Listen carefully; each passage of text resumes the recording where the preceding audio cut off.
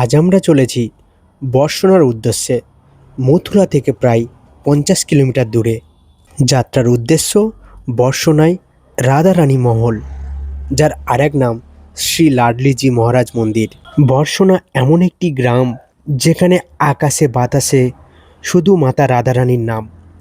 ব্রজভূমির বুকে ভগবান শ্রীকৃষ্ণকে বাদ দিয়ে এইখানে রাধারানীর নামই বেশি উচ্চারিত হয়। আমাদের চলার পথে দেখা মিলল কীর্তি মন্দির, বৃন্দাবনের প্রেম মন্দিরের হুবহু একটি মন্দির, যেটি নির্মাণ করিয়েছেন শ্রী জগৎগুরু কৃপালু মহারাজ। আপনারা কি জানেন এই কীর্তি রানী কে ছিলেন? তাহলে শুনুন।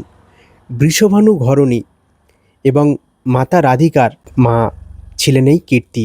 এই কীর্তি দেবীর নাম অনুসারেই হয় এই কীর্তি মন্দির। এখানে মাতা রাধারানীর বালিকা রূপে পূজা করা হয়। এই মুহূর্তে আমরা পৌঁছে গেছি রোপওয়ে সেন্টারে। এই রাধারানী মহলে যাওয়ার দুটি উপায় রয়েছে। একটি পায়ে হেঁটে প্রকৃতির বুক চিরে পাহাড়ের ওপর পৌঁছে যাওয়া যায়, আরেকটি উপায় হলো এই টিকিট কেটে রোপওয়ের মাধ্যমে ওপরে উঠে যাওয়া যায়। এবার বলে রাখি এই রোপওয়েতে খরচা কেমন। দেখুন, একটি প্রাপ্তবয়স্ক মানুষের জন্য এই রোপওয়েতে খরচা পড়ে 100 টাকা যাওয়া আসা মিলিয়ে, আর একটি ছোট বাচ্চার জন্য খরচা পড়ে 60 টাকা যাওয়া আসা মিলিয়ে।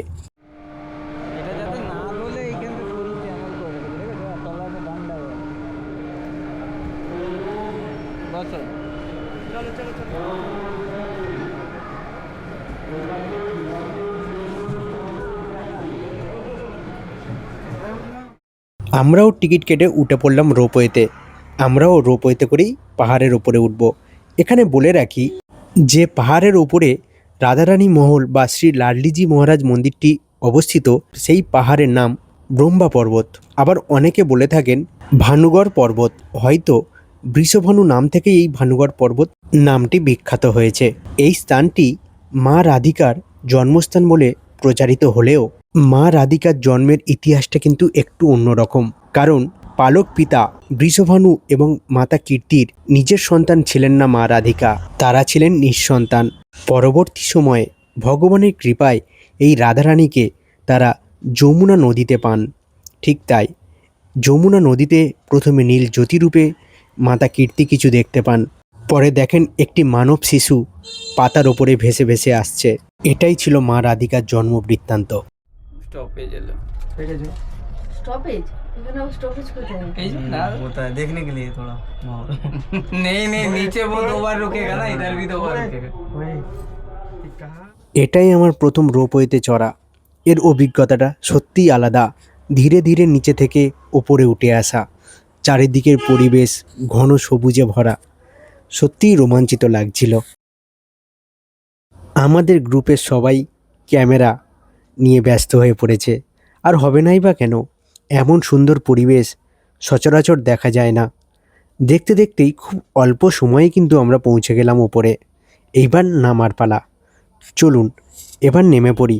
তারপরে আবার বলছি এই মহারানী রাধারানীর গ্রামের ইতিহাস। चलो इधर इधर ये टिकट है ना।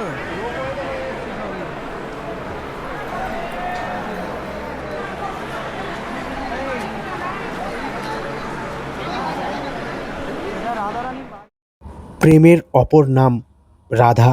মাতা রাধারানীর মহলে এসে নিজেকে খুব পুলকিত মনে হচ্ছে। শাস্ত্রে বলে ভগবান শ্রীকৃষ্ণ হলেন পুরুষ এবং মাতা রাধারানী হলেন প্রকৃতি। তিনি শুধু প্রেমিকা নন, তিনি ভগবান শ্রীকৃষ্ণের শক্তি। এই কারণেই বৃন্দাবন নয়, রাধারানীর জন্মভূমি এই বর্ষণা থেকেই ব্রজলীলা পূর্ণতা পায়। जय जगन्नाथ। तेरे भक्ति अपार है बच्चा।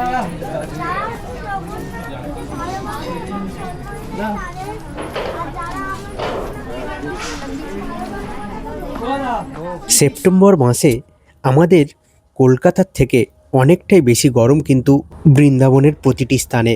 তাই আমার ছেলে পা রাখতে না পেরে মাটিতে কাঁধে উঠে যায়। অনেকের মতোই আমরাও একই ভুল করেছিলাম মন্দিরে আসার পূর্বেই জুতো খুলে রেখে। আমরা জানতাম না ভিতরে জুতো রাখার আলাদা ঘর রয়েছে। তাই আপনাদেরকেও বলছি, অত পিছনে জুতো না রেখে এই যে দেখছেন এইখানে জুতো রাখার ঘর রয়েছে। আপনারা গরমের মধ্যে এলে অবশ্যই এখানে জুতো রাখুন, না হলে কিন্তু পায়ে অনেকটাই গরম অনুভূতি হবে।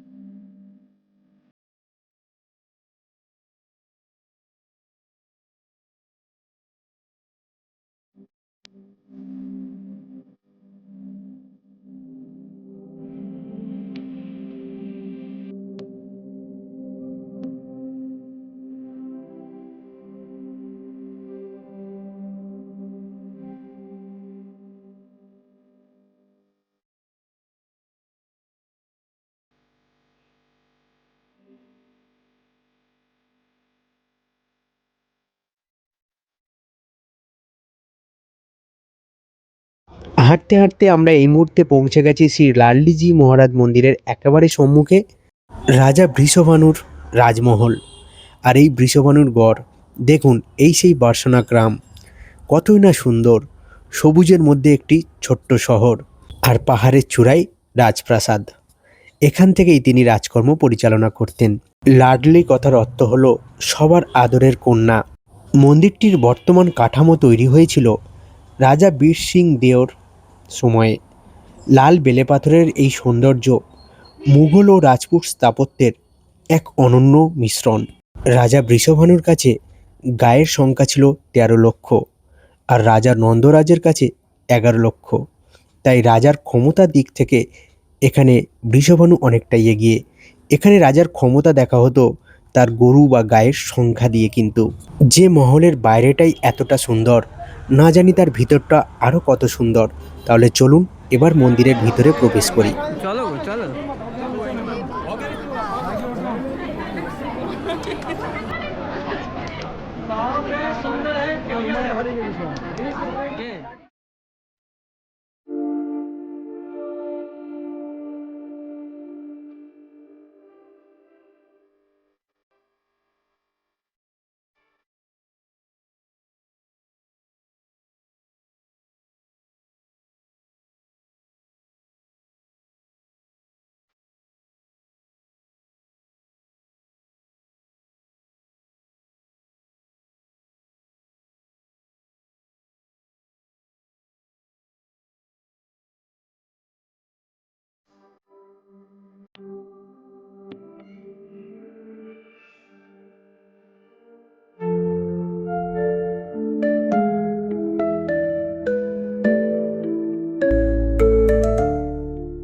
মন্দিরের ভিতরে আমরা প্রবেশ করে গেছি।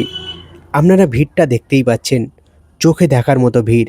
এই মুহূর্তে মন্দিরে প্রতিমা দর্শন বন্ধ রয়েছে, কারণ আমি আপনাদেরকে আগেই জানিয়েছি বৃন্দাবনে প্রায় মন্দিরে ৪ থেকে ৫ বার মন্দির বন্ধ রাখা হয়, কারণ প্রতিটি মন্দিরেই চলে ঝাঁকি দর্শন।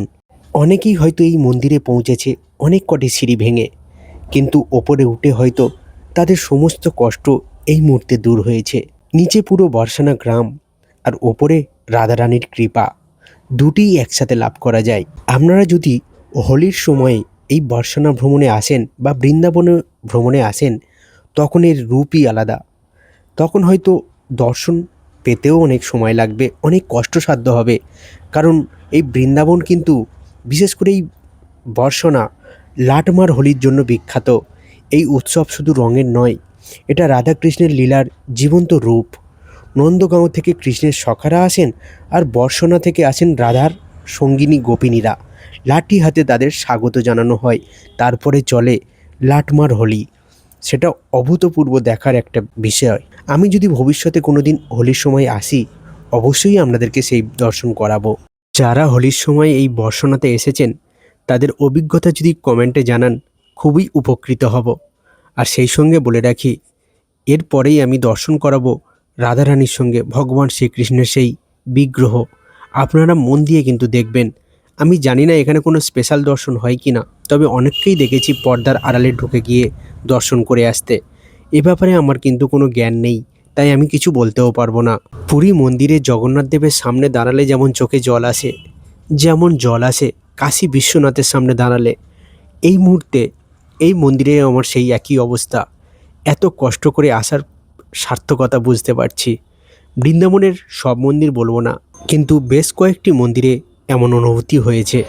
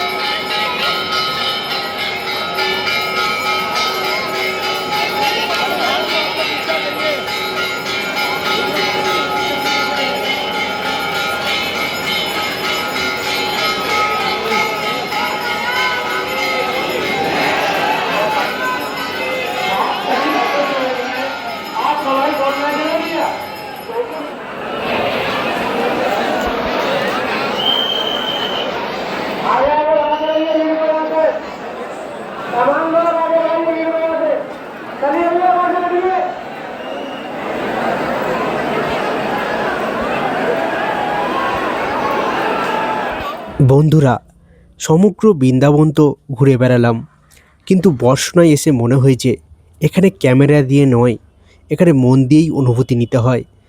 আমি ক্যামেরা করতে করতে দর্শন সেইভাবে করতে পারিনি, তাই অনেক কিছু মিস করেছি। যা কিছু দেখেছি আমি ক্যামেরা স্ক্রিনেই দেখেছি।